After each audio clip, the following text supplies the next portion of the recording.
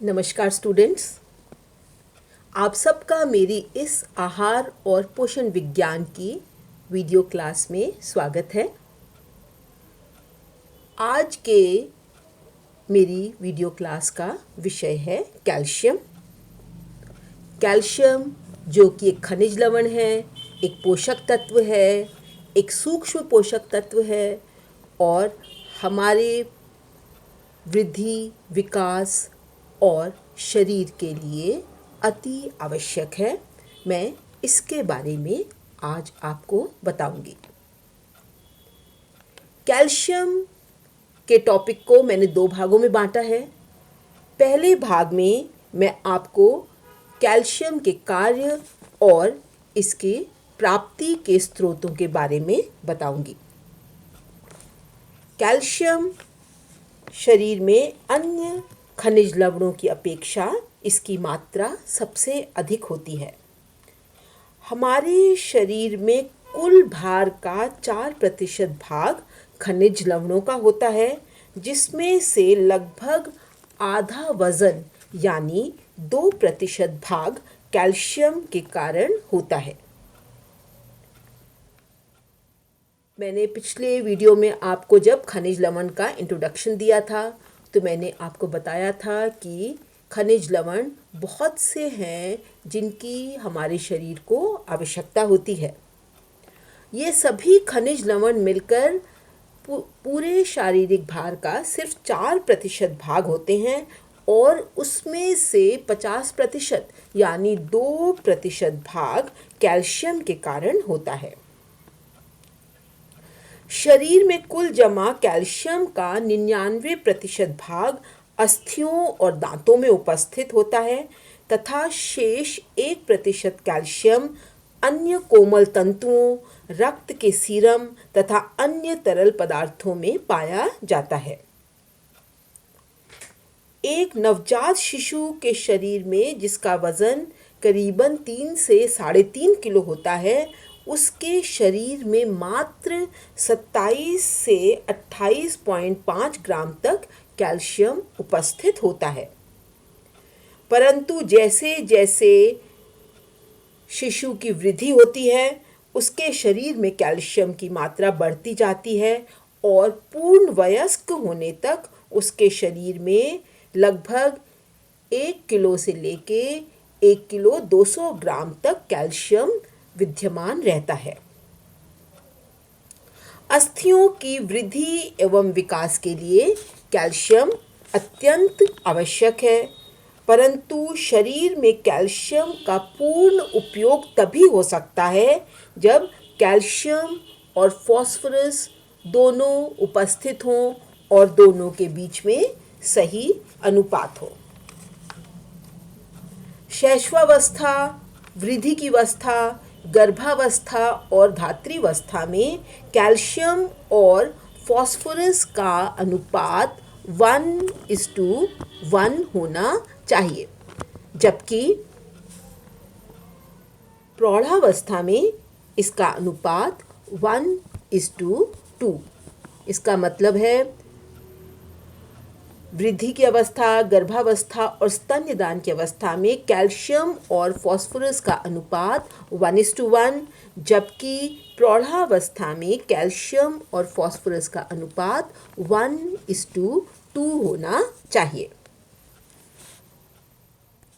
Calcium एक बहुत ही महत्वपूर्ण पोषक तत्व है, खनिज लवण है। इसलिए अब मैं आपको कैल्शियम के कार्यों के बारे में बताऊंगी। कैल्शियम के शरीर में 2 प्रकार के कार्य होते हैं। पहला निर्माणात्मक कार्य और दूसरा नियामक या रेगुलेटरी कार्य। नियामक कार्य रेगुलेटरी कार्य कहलाते हैं और निर्माणात्मक कार्य बॉडी बिल्डिंग कार्य होते हैं। सबसे पहले मैं आपको कैल्शियम के निर्माणात्मक कार्यों के बारे में बताऊंगी। कैल्शियम के 2 मुख्य निर्माणात्मक कार्य हैं। पहला है अस्थियों एवं दांतों का निर्माण और दूसरा है शारीरिक वृद्धि एवं विकास। अस्थियों एवं दांतों के निर्माण में कैल्शियम अति आवश्यक होता है। अस्थियां हमारे शरीर का एक ढांचा है। अस्थियों में बने गड्ढों कोमल अंग सुरक्षित होते हैं। गड्ढों मतलब कैविटीज में, जैसे हृदय, फेफड़े, मस्तिष्क आदि।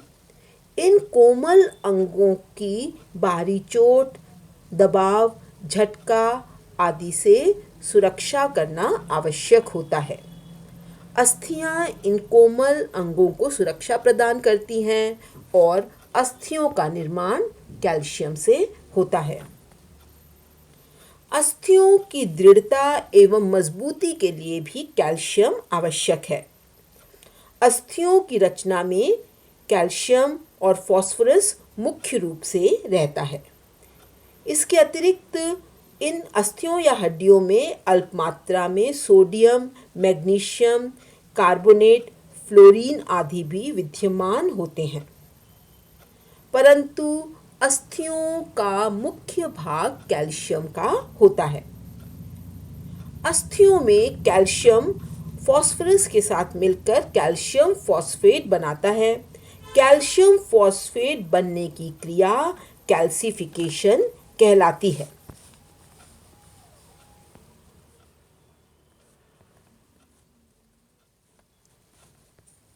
इस कैल्सिफिकेशन के द्वारा हड्डियों में मजबूती आती है। अस्थियों में 60 से 70% कैल्शियम फॉस्फेट होता है। अस्थियों की भांति ही दांतों में भी कैल्शियम अधिक मात्रा में विद्यमान रहता है।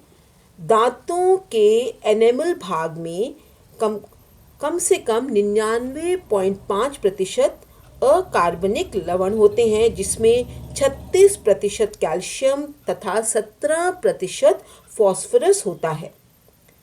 दांतों के डेंटाइन भाग में लगभग 77% अकार्बनिक पदार्थों का बना होता है, जिसमें 27% कैल्शियम और 13% फास्फोरस होता है। अतः दांत निकलते समय यदि कैल्शियम की कमी होती है तो दांत देरी से निकलते हैं और इनकी रचना भी बेडौल हो जाती है। अस्थियों में स्वयं अपने मरम्मत करने के लिए या पुनर्निर्माण की भी क्षमता विद्यमान होती है। अतः जब कभी अस्थियों में चोट लग जाती है या वह टूट जाती हैं तो वे पुनर्निर्माण की क्रिया से पुनः जुड़ जाती हैं। इसके लिए भी कैल्शियम अति आवश्यक होता है। कैल्शियम का दूसरा महत्वपूर्ण कार्य है निर्माणात्मक कार्यों के अंतर्गत शारीरिक वृद्धि और विकास। कैल्शियम की कमी के कारण शारीरिक वृद्धि एवं विकास बाधित हो जाता है। यद्यपि कैल्शियम का शारीरिक वृद्धि एवं विकास में कोई प्रत्यक्ष प्रभाव नहीं पड़ता, परंतु यह देखा गया है कि जब भोजन में कैल्शियम की कमी होती है तो प्रोटीन की मात्रा में भी कमी आ जाती है। प्रोटीन शारीरिक वृद्धि एवं विकास के लिए नितांत आवश्यक है और इस कारण कैल्शियम की भी कमी आती है, जिससे सामान्य वृद्धि बाधित होती है। अब मैं आपको कैल्शियम के नियामक या रेगुलेटरी कार्यों के बारे में बताऊंगी। निर्माणात्मक कार्यों के अंतर्गत कैल्शियम के दो मुख्य कार्य थे। पहला अस्थियों और दांतों का निर्माण और दूसरा शारीरिक वृद्धि और विकास। कैल्शियम बहुत से शारीरिक नियामक या रेगुलेटरी कार्य भी करता है। उसके अंतर्गत पहला कार्य है रक्त का थक्का जमने में सहायक होना या सहायता प्रदान करना। चोट लग जाने पर या शरीर के किसी भाग के दुर्घटनाग्रस्त हो जाने पर शरीर से रक्त बहने लगता है। यदि अधिक मात्रा में शरीर से रक्त बह जाता है तो इसका दुष्परिणाम हो सकता है। कभी कभी अत्यधिक रक्तस्राव से मृत्यु भी हो सकती है। इसलिए रक्त का थक्का जमना जीवन रक्षा के लिए अति आवश्यक है। रक्त का थक्का जमना प्रकृति प्रदत्त स्वाभाविक प्रक्रिया है। चोट लगने अथवा कट जाने पर वहाँ की कोशिकाएं और ऊतक क्षतिग्रस्त हो जाते हैं। रक्त में उपस्थित बिंबाणु या प्लेटलेट्स तथा कुछ रक्त फैक्टर्स क्षतिग्रस्त ऊतकों से मिलकर थ्रोम्बोप्लास्टिन नामक पदार्थ का निर्माण करते हैं। थ्रोम्बोप्लास्टिन बनने के लिए कैल्शियम अनिवार्य होता है। यही थ्रोम्बोप्लास्टिन रक्त का थक्का जमने में महत्वपूर्ण भूमिका निभाता है। कैल्शियम का दूसरा महत्वपूर्ण नियामक या रेगुलेटरी कार्य है मांसपेशियों के संकुचन पर नियंत्रण। कैल्शियम मांसपेशियों के फैलने एवं सिकुड़ने की क्रिया को नियंत्रित कर उन्हें क्रियाशील बनाए रखने में सहयोग देता है। जब कभी भी मांसपेशियों में कैल्शियम की मात्रा निर्धारित मात्रा से कम हो जाती है तो मांसपेशियों में क्षोभ शुरू हो जाता है और उनमें पीड़ादायक संकुचन होने लगता है। कैल्शियम की कमी से हाथों पैरों की पेशियों में कई बार पीड़ादायक दर्द और ऐंठन होती है।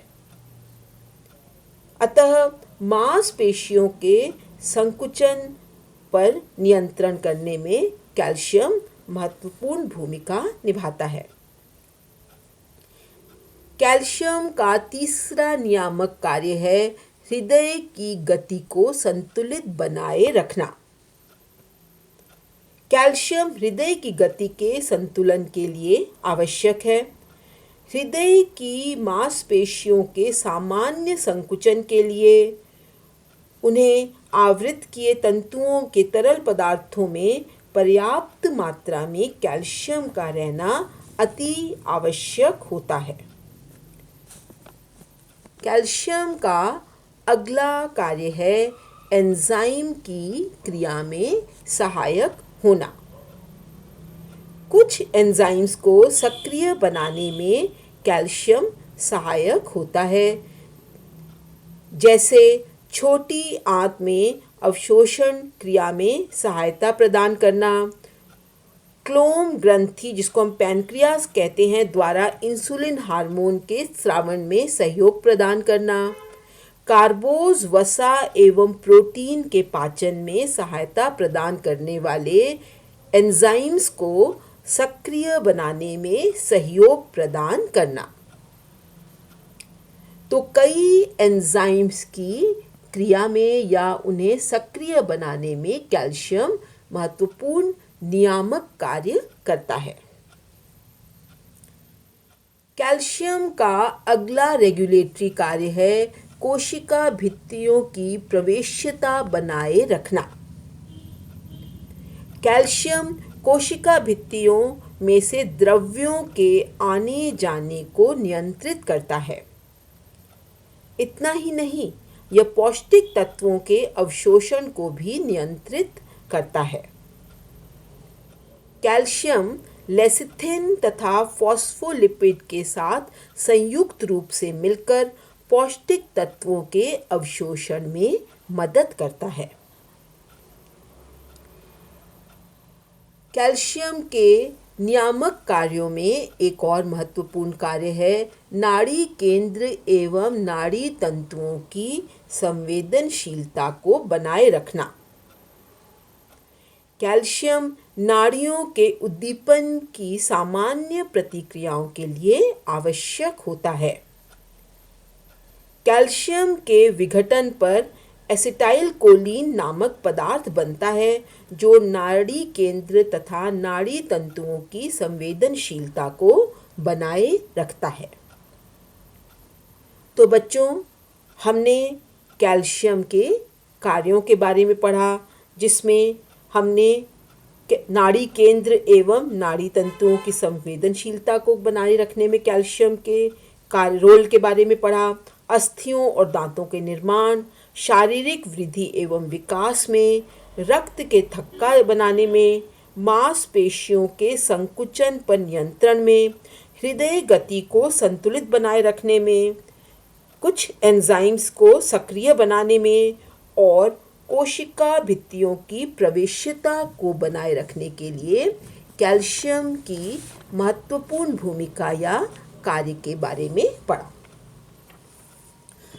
अगर कैल्शियम इतना आवश्यक पोषक तत्व है तो उसे हमें भोजन से प्राप्त करना महत्वपूर्ण हो जाता है। अब मैं आपको कैल्शियम प्राप्ति के स्रोतों के बारे में बताऊंगी, यानी कैल्शियम हमें किन भोज्य स्रोतों से प्राप्त हो सकता है। दूध कैल्शियम प्राप्ति का सबसे अच्छा और सर्वोत्तम साधन है। दूध में उपस्थित कैल्शियम का अवशोषण शरीर में पूर्ण रूप से हो जाता है।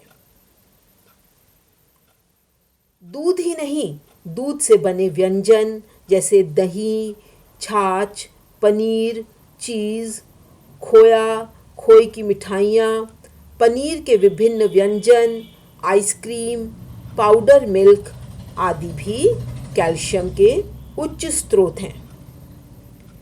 इसके अतिरिक्त हरी पत्तेदार सब्जियां जैसे पालक, मेथी, ब्रोकली आदि में भी कैल्शियम पाया जाता है। इसके अतिरिक्त छोटी मछलियाँ जिनको कि अस्थियों समेत खाया जाता है, सूखे मेवे, तिल, रागी आदि में भी कैल्शियम पर्याप्त मात्रा में उपस्थित होता है। सरसों का साग, सहजन की पत्तियाँ, दालें आदि भी कैल्शियम प्राप्ति के अच्छे स्रोत हैं। अनाज में कैल्शियम बहुत कम मात्रा में विद्यमान रहता है। बढ़ते बच्चों में वयस्कों की अपेक्षा कैल्शियम की अधिक आवश्यकता होती है, अतः बच्चों को प्रतिदिन दूध लेना आवश्यक है, क्योंकि दूध में उपस्थित कैल्शियम उच्च क्वालिटी का होता है और उसका अवशोषण शरीर पूर्णतः कर लेता है। इसके अतिरिक्त दूध में कैल्शियम और फास्फोरस के साथ विटामिन डी भी उपस्थित रहता है। दूध में लैक्टोज नामक शर्करा भी होती है, तो फास्फोरस, लैक्टोज और विटामिन डी कैल्शियम अवशोषण में सहायक होते हैं। इसलिए दूध और दूध से बने पदार्थों को कैल्शियम का सर्वोत्तम स्रोत कहा जाता है।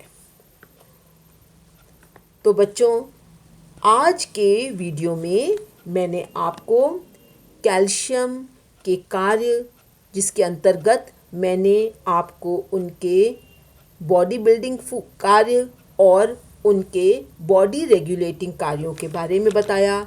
इसके अतिरिक्त कैल्शियम प्राप्ति के उच्च स्रोतों के बारे में भी आपको ज्ञान दिया। आशा करती हूँ इस वीडियो से आप लाभान्वित होंगे। इसका उपयोग ना सिर्फ आप अपने सिलेबस के ज्ञानवर्धन के लिए करेंगे, बल्कि अपने दैनिक जीवन में भी कैल्शियम प्राप्त करने के लिए उच्च भोज्य स्रोतों के बारे में आपको जानकारी हो गई है। अगले वीडियो में मैं आपको कैल्शियम की कमी के प्रभाव, अधिकता के प्रभाव और उनकी दैनिक आहारीय आवश्यकता, यानी क्या उनकी प्रस्तावित मात्रा है, उसके बारे में बताऊंगी। धन्यवाद।